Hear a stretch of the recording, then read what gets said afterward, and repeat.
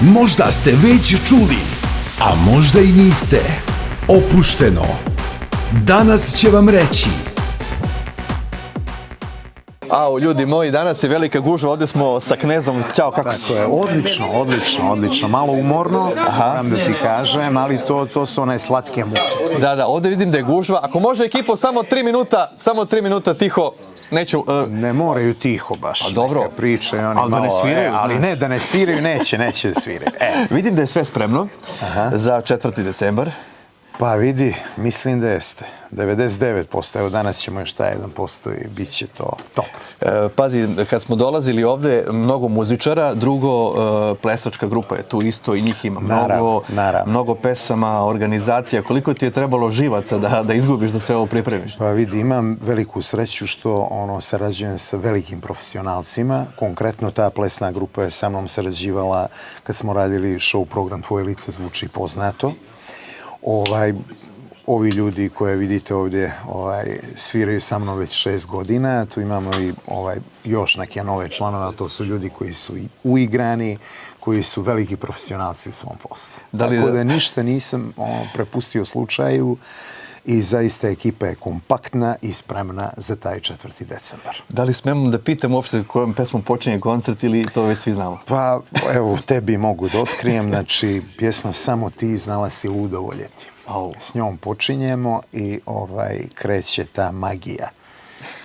Ili magična noć, u stvari, kako se koncert zove. I su žele kao neka trema, nešto pozitivno? Nemam tremu, imam, dobro, ajde, tu neku dozu uzbuđenja, naravno, logično, jer nisam dugo nastupao u Sava centru, da kažem da je moj solistički koncert, bio sam puno puta gost kod mojih kolega, ali onako veliku odgovornost i to nisam imao. Da sve bude cakumpa. Čekaj, bio si kod Sergeja, ali tako će? Jesam, bio sam kod Sergeja, biće. Dobro, mislim, biće, sad da li će biti u publici ili na bini, to ćemo vidjeti. Bio sam kod Lexingtona, bio sam još kod par kolega i evo, sad će oni doći kod mene. Svi očekuju Rambo Amadeusa? Vidjet ćemo. Rambo je nepredvidiv.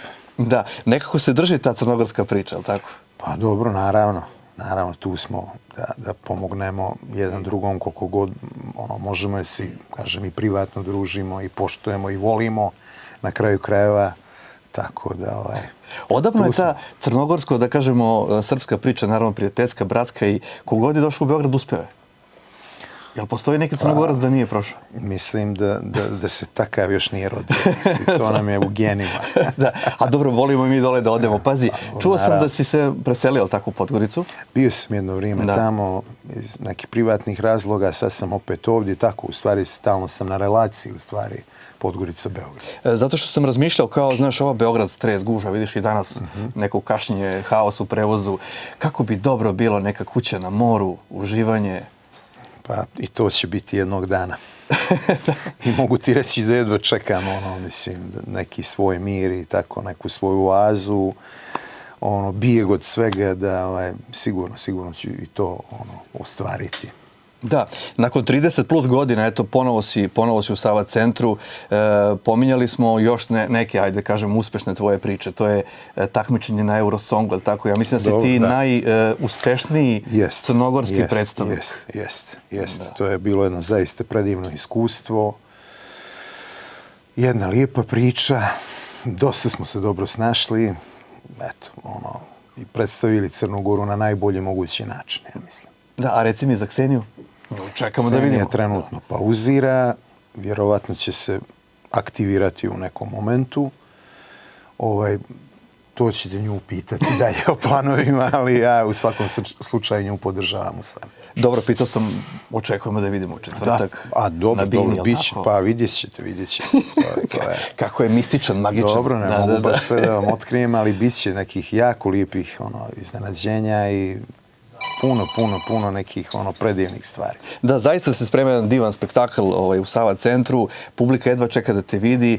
Te 90-te nekako pamtimo po nekim lošim vremenima, ali... Biće i taj segment 90-ih i to onako, baš onako interesantan. A šta se desilo sa publikom? Pazi, 90. nekako smo amatorili, ali si nekako privukao klince nije, sa... Ima i klinci sad dolaze na te nastupe. Vidim kod ovih mojih kolega koji prave te kao grupne nastupe da puno tih mladih ljudi dolazi tamo i drago mi je zbog toga što su prepoznali u toj muzici neku onako iskrenu emociju, neku dobru energiju.